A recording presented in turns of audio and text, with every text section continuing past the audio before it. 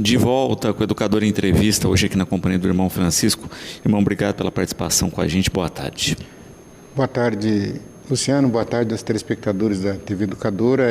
Mais uma vez, com muita satisfação que a gente comparece aqui para podermos bater um papo aí sobre esses assuntos tão emergentes atualmente, né? Uhum.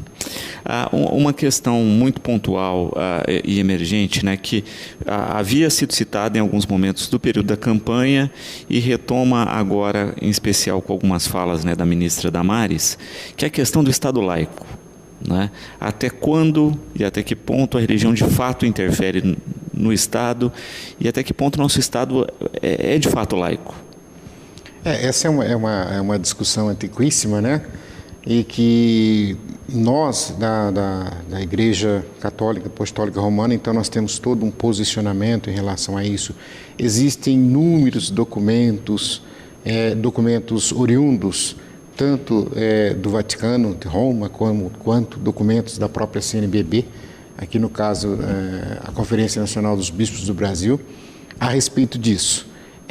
A questão do Estado laico é um valor muito caro para todos nós, principalmente quando você olha os documentos que vêm de fora, onde nós temos países cujo próprio sistema político é religioso. E a gente sabe o quanto isso é perverso com a própria população, quanto isso é prejudicial às liberdades individuais. E nós, como cristãos católicos, a gente sabe. E o cristão, ele deve primar por isso, porque foi aquilo que sempre Jesus primou, pela liberdade das pessoas. Deus, em sua infinita sabedoria, e nós pregamos isso, né? Ele respeita a liberdade individual de cada pessoa. Aquilo que nós chamamos de livre-arbítrio. Muita gente às vezes questiona, né? Se Deus existe, por que o mal existe? Por que Deus não faz todo mundo ficar bonzinho, né? Uhum. Não, porque Ele respeita justamente cada um. E essa questão, quando você tocou do Estado laico, é que nós temos algumas pessoas que precisam justamente aprender a fazer essa distinção, sem deixar de ser aquilo que elas são, sem deixar de assumir a sua fé, e nós respeitamos esse posicionamento. Mas no exercício da função, nós temos que ter esta questão bem clara. Né? Eu falo porque fui policial por muitos e muitos anos, trabalhei em diversas cidades, né? E a gente tinha que saber fazer essa separação, né? Entre aquilo que é o papel do Estado e aquilo que é o papel da Igreja. Nós temos vários artigos e vários documentos que usa até um trocadilho interessante, né? O Estado é laico, mas as pessoas às vezes não são. Né? As pessoas têm a sua fé, as pessoas têm o seu credo. Agora, quando eu digo que o Estado é laico, é que ele, Estado, deve propiciar com que todas essas pessoas de fés diferentes, de crenças diferentes, ou talvez de crença nenhuma, possam conviver harmonicamente. Aí entra o papel do Estado.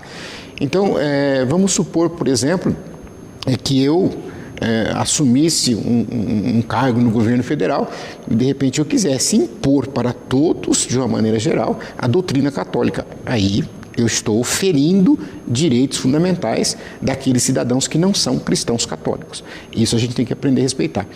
E hoje a gente tem que tomar muito cuidado com aquilo que a gente fala de acordo com o cargo que a gente ocupa.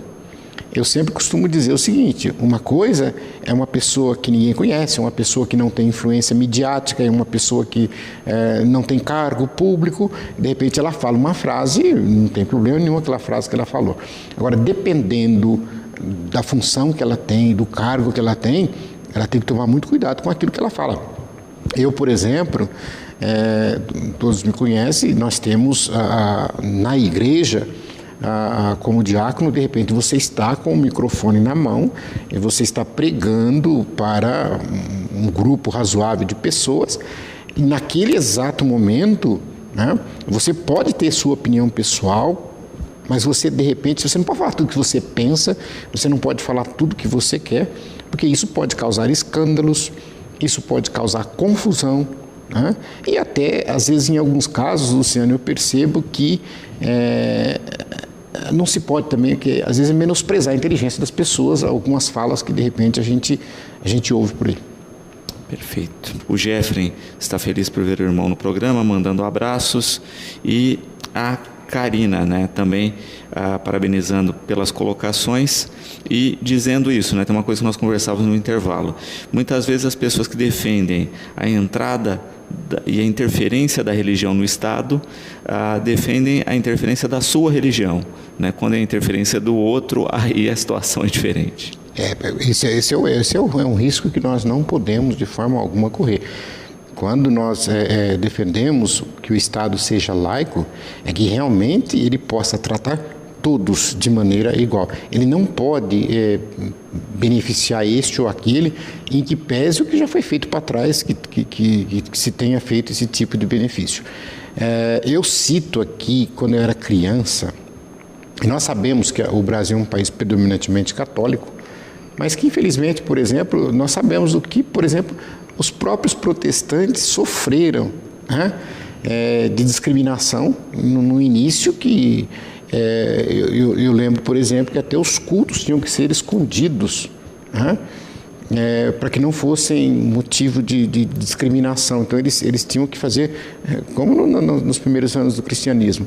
Então hoje nós não podemos querer que dos avanços que nós tivemos e da liberdade que eles conquistaram, querer agora impor também para toda a sociedade, né, essa questão do desrespeito àquilo que é realmente o Estado laico, né? Um Estado que governa para todos, um Estado que faz a harmonia acontecer entre as diferentes crenças e que cada crença possa aprender a respeitar o espaço do outro dentro, porque eu sempre digo, e por isso que eu friso, aqui o que eu falo, aquilo que é opinião pessoal minha é uma coisa, aquilo que é a lei é outra coisa, e aquilo que é a posição da igreja é outra coisa. É claro que eu estando na igreja, eu estou de acordo, ou eu posso até às vezes discordar de alguma vírgula, algum posicionamento, mas eu tenho que ver as outras que convivem comigo também e que pensam de forma diferente.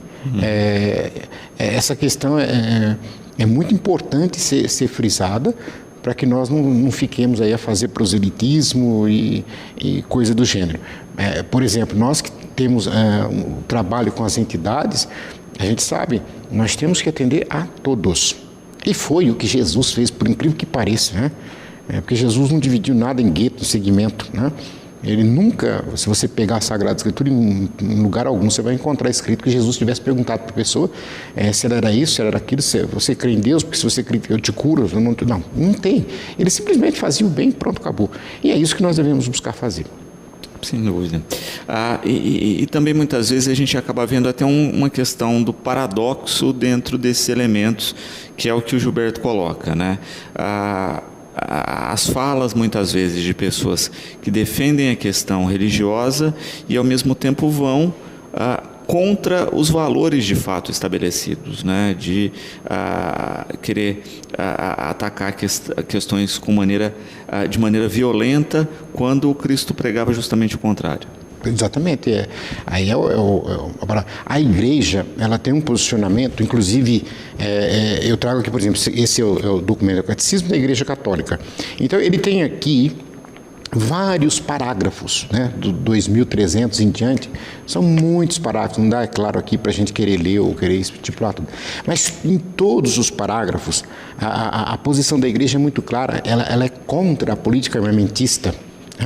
A igreja prega a paz, ela coloca aqui a questão, em último caso, e na defesa de direitos que realmente são muito importantes, é que se pode admitir, etc, etc. Tal. Então, eu não posso pregar a paz, e inclusive está escrito aqui uma coisa interessante, no Catecismo da Igreja está escrito assim, que não se pode aplicar aquela máxima de que a paz se conquista através das armas, né? Ou seja, eu me armo de cá, você me arma de lá, eu fico com medo de você, você fica com medo de mim e a gente faz uma paz. Isso não é paz, né? E isso é Pax Romana que a gente fala, né? É aquele trato que a gente sabe que existia entre o Império Romano e os grandes do judaísmo, ou seja, vocês dominam o povo para eles não se revoltar contra o Império Romano, e eu deixo vocês praticar a religião que vocês quiserem, aí vocês podem cobrar o dízimo, fazer o que vocês quiserem. Então, e aí, aparentemente, quem olhava tinha uma paz, mas o povo estava sendo massacrado. Então, isso não é paz, né? Então, se eu ando com medo, isso não é paz. Então, por exemplo, quando a gente olha, de repente, em alguns casos, que as pessoas falam assim, diminuiu o índice, tá em paz. A gente tem que estudar por que diminuiu. É porque as pessoas se conscientizaram de que realmente nós temos que viver em paz, ou porque as pessoas estão amedrontadas, ou porque as pessoas estão escondidas, com medo e etc. E tal. Isso é um assunto muito interessante, né? A gente estudar mais a fundo o que existe por detrás da cortina. E a Maria Júlia colocando essa questão, né, que foi veiculado muito nas redes sociais, uma posição do Papa Francisco falando a respeito da questão das armas, e que foi muito criticado por pessoas dizendo ainda que o Papa é comunista. A exemplo do Papa Francisco, eu lembro de uma figura, grande homem, Dom Helder Câmara. Ele também, baixinho, era chamado de comunista direto. E ele tem uma frase, Luciano, que eu guardo muito comigo, porque ele dizia assim, quando eu dou comida para os pobres, me chamam de santo. E quando eu pergunto por que os pobres não têm comida, me chamam de comunista. Eu acho essa frase dele fantástica. E o Papa Francisco, é claro, apesar que o Papa Francisco é uma das maiores vítimas que sofre aquela questão de tirar frases do contexto. Porque tem que tomar muito cuidado com isso também, porque às vezes você fala uma frase em um contexto de onde você está, e aí você tira aquela frase daquele contexto e só coloca a frase, a pessoa não sabe de onde que saiu, e aí sai falando essas coisas, essas ofensas aí ao Santo Padre, que a gente sabe, e a gente conhece muito bem a luta desse homem, os posicionamentos dele, a intermediação que o próprio Vaticano fez para que houvesse um encontro Cuba, Estados Unidos. A gente sabe de tudo isso, a gente conhece essas coisas, o posicionamento dele em relação a tantos outros estados onde a gente sabe que liberdades não são respeitadas pelo próprio comunismo, e o Papa se posiciona muito frente a isso. Agora, é interessante nós olharmos, e eu queria fazer uma crítica, Luciano, que a gente vê muitas vezes nas redes sociais. Eu sou favorável, se eu sou favorável ao uso de arma, eu vou lá e pego pessoas religiosas famosas, padres, cantores, pregadores, pastores, com arma na mão, fazendo aula de tiro, etc. Eu publico e digo, não, porque tem que ter, para tentar justificar a minha posição, ou vice-versa, se sou contra, faço a mesma coisa. Então, eu penso que isso é um apelo muito baixo. Por exemplo, pegar trechos bíblicos, né? A gente pega trecho bíblico lá do livro do Êxodo, lá daquele povo no deserto sendo atacado, que a gente sabe que lá tinham saqueadores, etc. E aí tenta fazer com que aquilo ali possa justificar que se use arma ou que não se use arma. Então são coisas que você está tirando coisa de século passado, de momentos históricos diferentes, e não é para se trazer para hoje. Mas eu queria pontuar uma questão desse decreto 9.685 sobre a posse. A primeira coisa a esclarecer seria justamente uma coisa, porque acho que agora esclareceu de vez, né? Porque se fazia muita confusão. Vamos deixar as discussões políticas de lado. O que ele está fazendo é o que ele falou que ia fazer, então todos nós sabíamos disso. Mas a questão, primeiro, em relação ao porte de arma, não se tratou nesse decreto. Porque o porte de arma significa aquela licença que você tem dada pelo Estado para colocar a arma e sair com ela pela rua, dentro do carro, e andar com ela por aí afora. Isso é porte, isso não mudou absolutamente nada. Nós temos uma lei de 2003, eu não vou ficar falando o número de lei aqui porque ninguém vai guardar, mas a lei de 2003 que ficou conhecida como Estatuto do Desarmamento. Olha que bonito, né? Porque ela foi justamente no sentido de se tentar fazer, e nós tivemos aí aquelas campanhas das pessoas fazerem entregas de armas e etc. E tal. Retiraram muitas armas. Mas foram muitas armas que foram retiradas, mas é interessante porque o que foi comercializado depois foi praticamente quase que um impacto. Mas muitas armas ilegais e clandestinas também entraram nesse plano. Mas isso era o Estatuto do Desarmamento, é uma lei. Nós sabemos que tem uma coisa que chama hierarquia das leis. E nessa hierarquia, então, começa com a Constituição e vem vindo, até chegar lá no último ato municipal do prefeito. Mas quando eu falo de lei e decreto, o decreto, ele hierarquicamente está abaixo da lei. Eu não posso fazer um decreto que mude alguma coisa da lei. Então surgiu uma discussão que esse decreto do presidente Bolsonaro não poderia ser feito. Então, os juristas não se entendem, cada um tem uma linha de pensamento, mas eu fico com a linha dos juristas que pensam o seguinte: na verdade, esse decreto não está mexendo com a lei. Por quê? Porque em 2004 nós tivemos um decreto para regulamentar a lei. O que significa isso? A lei, por exemplo, diz assim: todo cidadão pode comprar arma. Vai comprar que jeito? Onde que é a loja? Eu peço o quê? O que precisa para comprar? Então aí vem o decreto e diz o que precisa. Regulamenta. Regulamentar. Tá? Então, na verdade, nós tínhamos um decreto assinado pelo presidente Lula que regulamentava a lei do desarmamento. E é este decreto que teve alguns artigos modificados pelo decreto atual. Então é isso que a gente gostaria de pontuar para que todos possam ter essa noção. Então, esse decreto trata da posse, que é diferente do porte. Porte é andar pela... A posse significa a autorização para você ir na loja, comprar a arma e tê-la em casa. Só que tem um detalhe.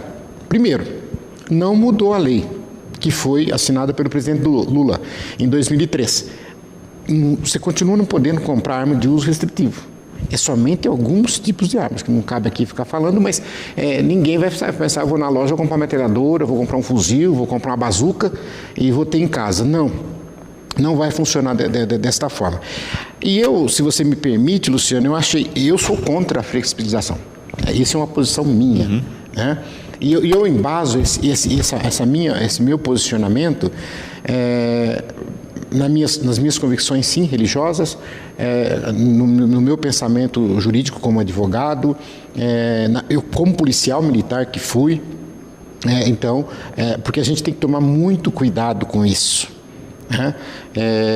Porque fica uma coisa muito nebulosa em certos aspectos. Porque e é isso que eu gostaria que, se você me permitisse pontuar, porque a preocupação que alguns falam primeiro em relação, não vamos entrar nessa seara, né? O bandido, o assassino, o ladrão, esse nunca vai querer ter arma legalizada. Ele vai ter arma clandestina, até mesmo porque a maioria deles usam armas cuja posse não seria permitida. Ele não teria nunca uma autorização para comprar arma, como a gente vê aí nas fotos, nas redes sociais, né? Principalmente infelizmente, em algumas ruas do Rio de Janeiro, a gente vê essas coisas. Mas eu queria pontuar, aqueles que são favoráveis, eles colocam alguns pontos que eu acho interessante a gente desmistificar.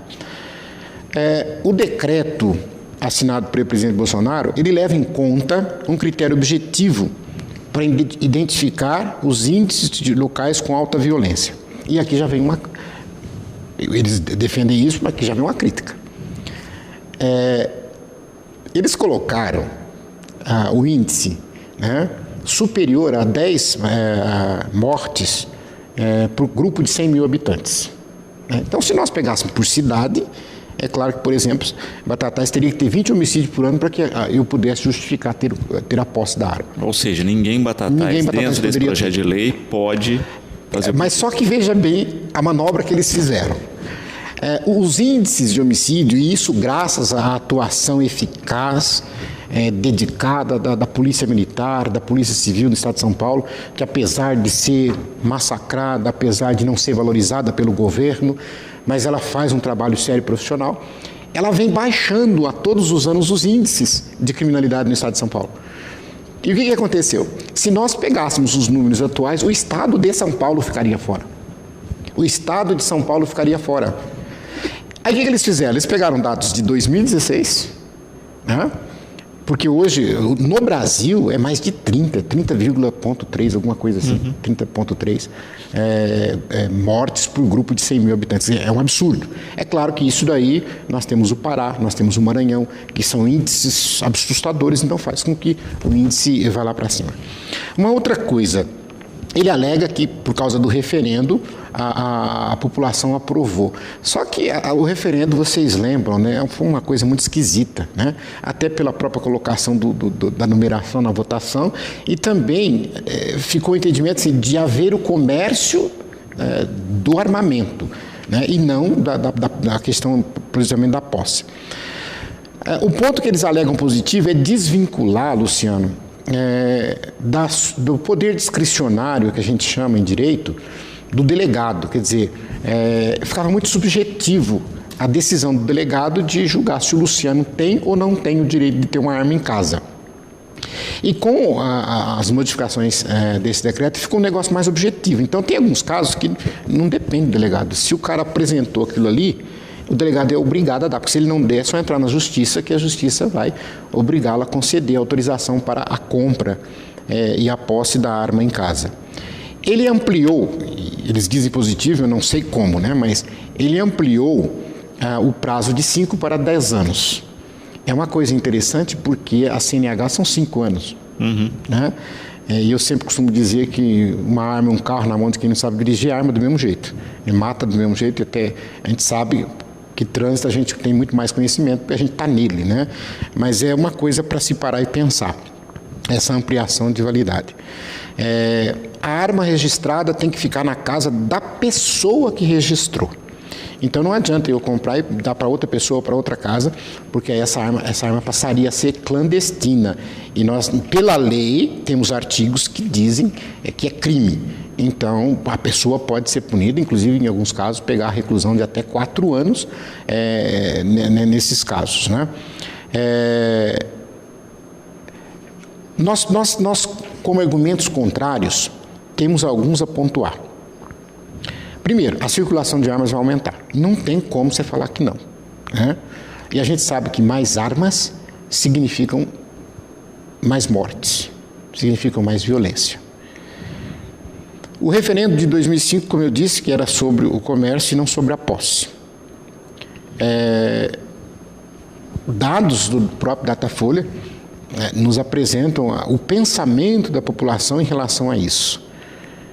A terceirização da segurança pública. Já que o Estado não dá conta, então vamos armar a população para que ela mesmo faça aquilo que o Estado deveria fazer.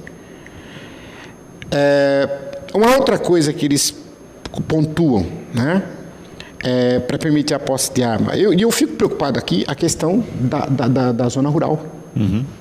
Porque na zona rural, isso foi colocado lá bem claro, principalmente a questão da grilagem de terras. É onde acontece o maior número de homicídios hoje. É um absurdo. Né? Por isso que eu coloquei o Pará, o estado do Pará.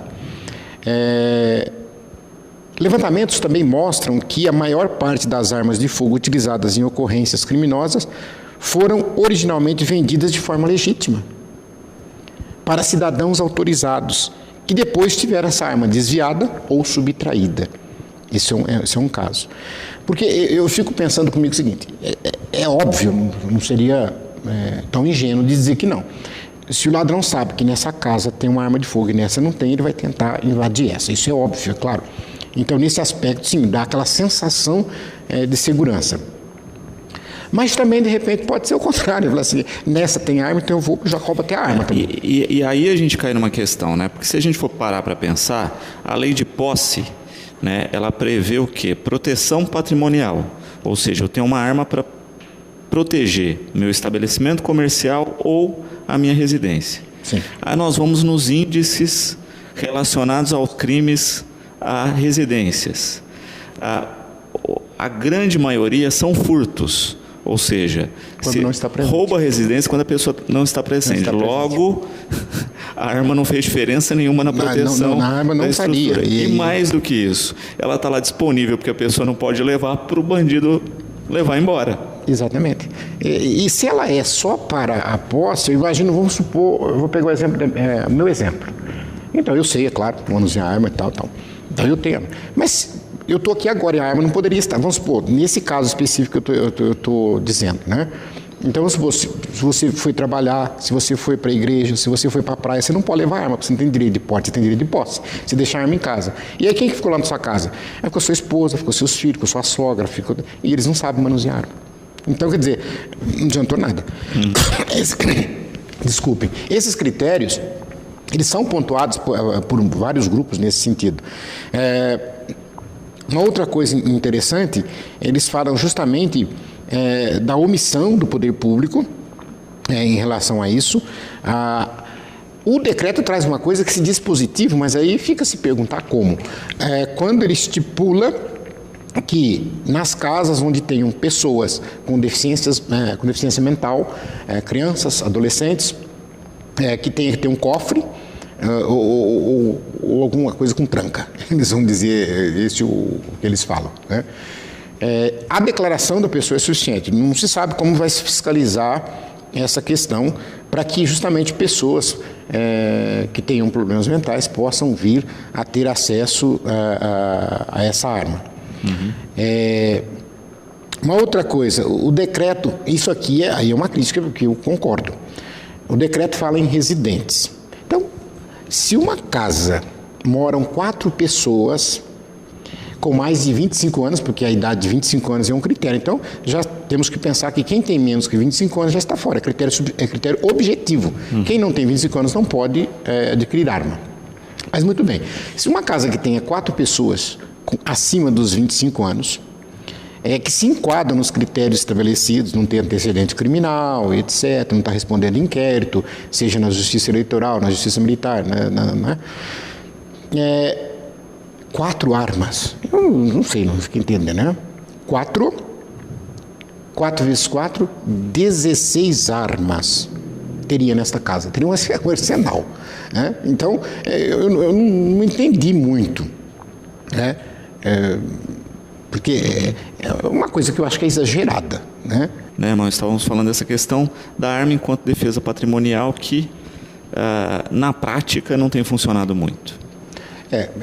Você frisou muito bem, foi muito feliz, porque geralmente a maioria das ocorrências contra o patrimônio são os furtos.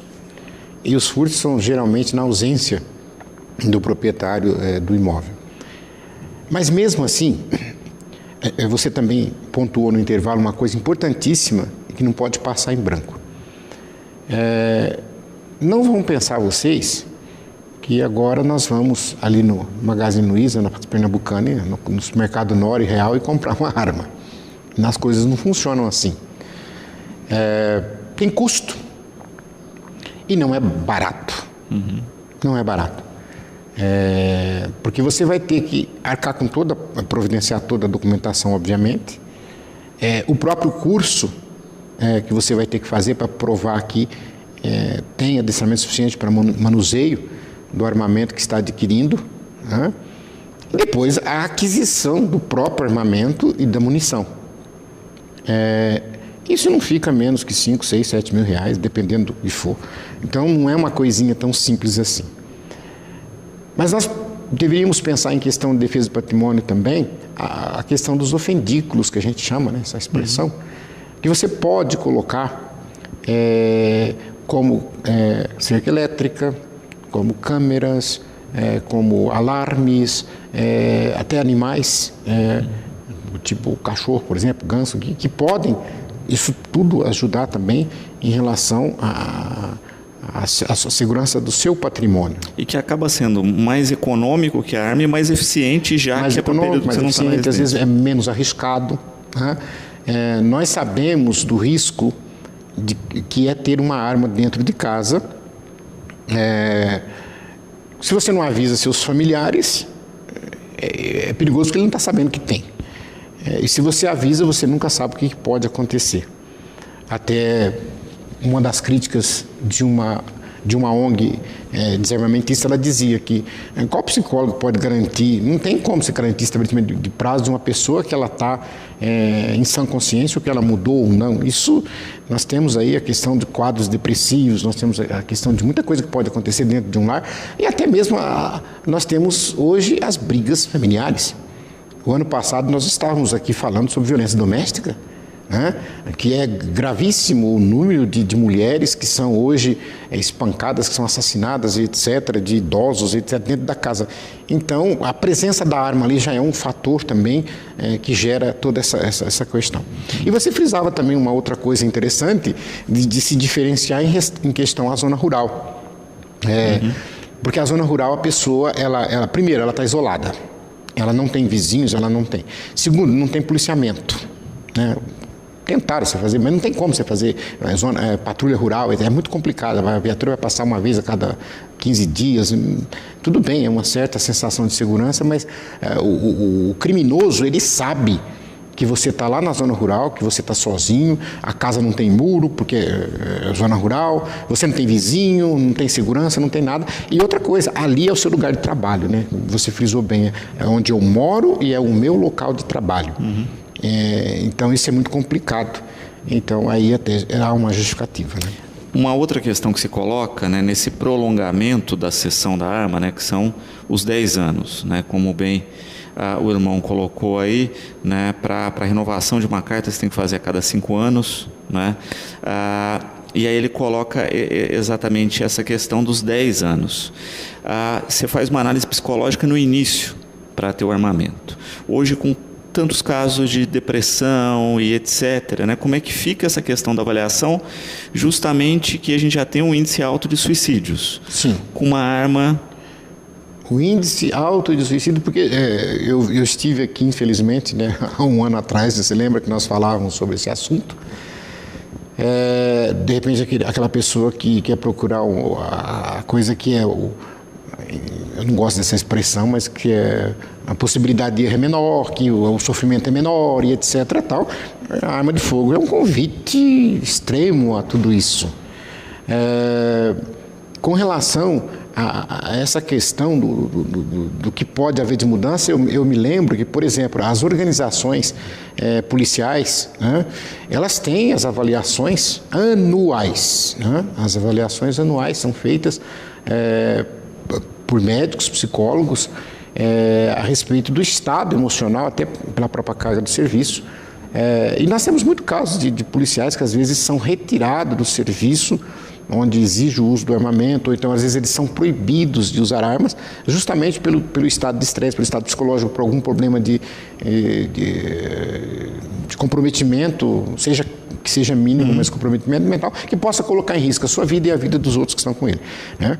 Agora, você colocar a pessoa para 10 anos, eu acho que também é uma coisa muito complicada. O Estado não dá conta, eu vou colocar 5, vai ficar muito, etc. Mas muitos acharam isso positivo. Eu tenho minhas dúvidas se realmente é isso, né? Sem dúvida. E também, por esse decreto, as armas que já estão registradas, então vai a partir de agora valer, não vai precisar da pessoa procurar. E aí vai contar os 10 anos daqui para frente. E o padre Ilcinho aqui pedindo para que se fizesse um paralelo, né, entre a postura do cristão com relação às armas e se elas de fato, né, promovem segurança ou são um reflexo aí da ausência do Estado. O meu abraço ao padre Ilcinho. Padre, eu digo o seguinte, tanto quanto cristão e como agente de segurança. O senhor foi muito feliz na sua colocação em relação à ausência do Estado. Por exemplo, quando nós usamos a expressão crime organizado, só existe crime organizado porque o Estado está desorganizado. A gente precisa dizer isso.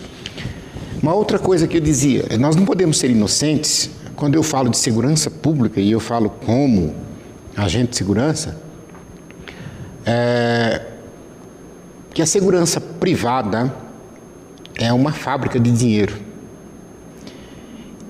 E para manter a segurança privada, eu preciso sucatear a segurança pública. Porque se a segurança pública funcionar, eu não vendo segurança privada. Quem é que está por detrás da segurança privada? Isso são questões que a gente tem que parar e pensar de quem é o interesse de que a coisa esteja ruim, de que esteja pior, né? É aquela mesma coisa, se eu fabrico remédio, eu preciso que as pessoas fiquem doentes para que eu possa vender o remédio, porque senão eu não vou ter lucro. Então, são essas questões que a gente precisa parar e pensar. A ausência do Estado. O tema da campanha da fraternidade deste ano de 2019, que é sobre políticas públicas, e aí, é claro, tem um leque enorme, mas é claro que segurança pública é política pública, né? É política de Estado. E aí nós olhamos para o nosso país, né? Nós vimos ontem uma entrevista do governador da Bahia, né? Eu achei interessante ele dizer que precisava dos estados do Nordeste se juntar para poder combater o crime, porque o crime se juntou e o Estado não está conseguindo, né? Nós temos aí o exemplo do Rio de Janeiro, onde os criminosos afrontam as forças de segurança, afrontam e tal. E aí, como o senhor lembrou, aí a gente parte para posicionamentos extremos, né? de execução oficial, né? Porque seria execução oficial, que é uma coisa que nós não podemos concordar.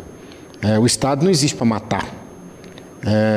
Nós aprendemos, seja nas escolas da segurança pública, academia, escola de soldado, sargento, seja nos bancos das faculdades de direito, que o criminoso ele não é inimigo nosso.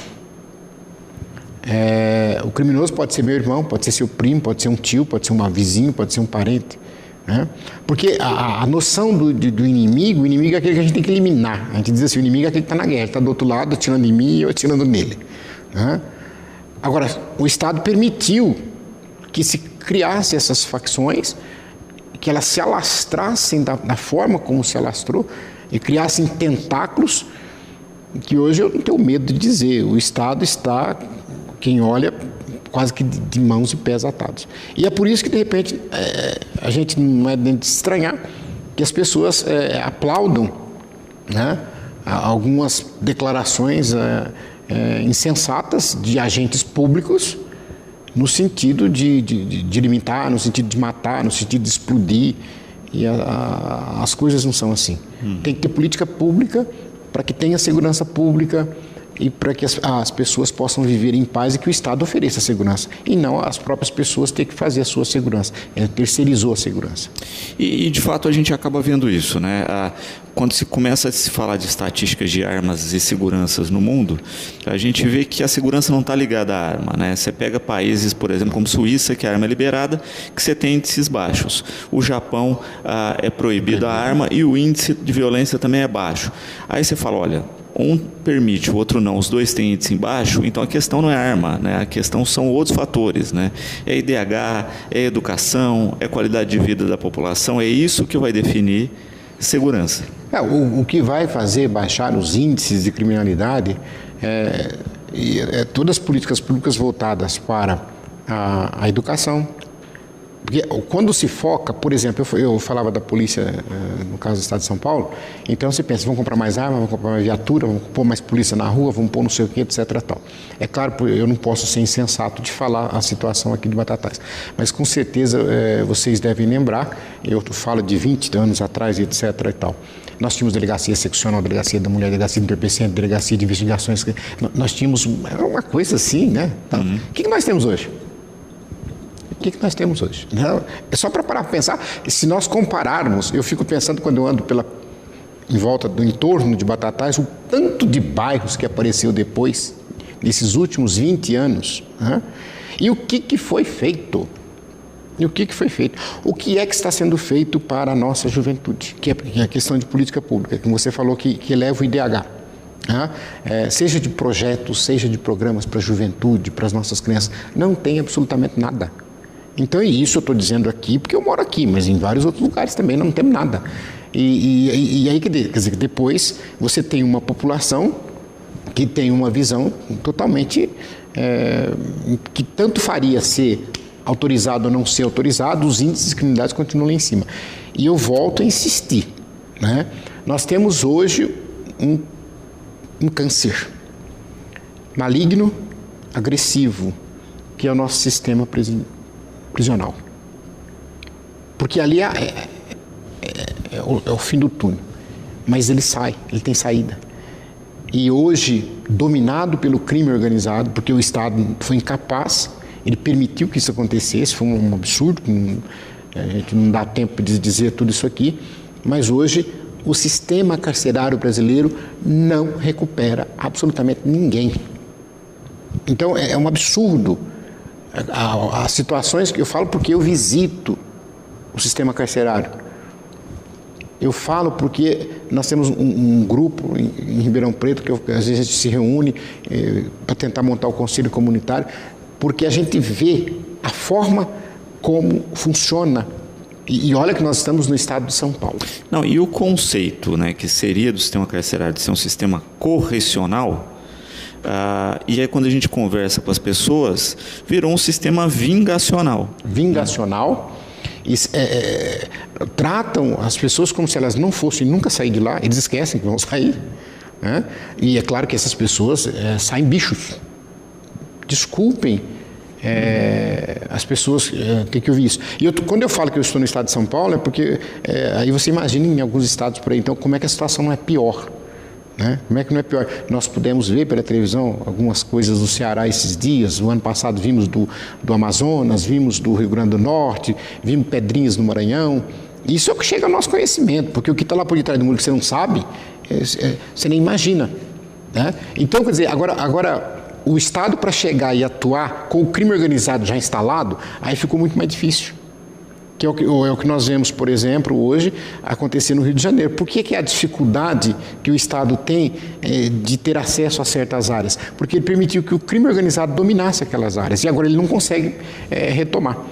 Né? E no caso aqui que nós estamos falando é segurança pública, essa questão do decreto da posse, eu não creio que vai mudar muita coisa daqui para frente, não. Foi muito barulho somente. Irmão, quero agradecer sempre a presença pontual, bem embasada aqui com a gente, deixar o programa sempre à disposição e agradecer sempre o carinho que tem aqui conosco no programa. Nós é que agradecemos, Luciano, a oportunidade de estar aqui, dando esse posicionamento da igreja em relação ao armamento, bem claro, bem sereno, bem tranquilo, sem paixões, também aquilo que a legislação prevê, né? Eu fico preocupado, como disse no início, e volto a frisar algumas declarações que são dadas no calor das coisas, sem pensar e que geram polêmicas que seriam desnecessárias, mas eu acredito que o Brasil ele tem uma democracia que está se solidificando. Eu acho que o que nós temos que tomar cuidado é justamente isso, e graças a Deus a nossa democracia ela tem sofrido bastante, mas ela tem resistido e vamos caminhar nesse sentido, como você disse, com a educação, com políticas públicas. Se nós não alcançarmos isso, pelo menos podemos deixar para aqueles que vierem depois de nós algo melhor do que nós encontramos. Muito boa tarde a todos. Bom, nós vamos a um breve intervalo. Na sequência, eu converso um pouquinho aqui com a Andréia. Nós vamos falar a respeito do trabalho, né, do SEBRAE em parceria com a CE. Voltamos já.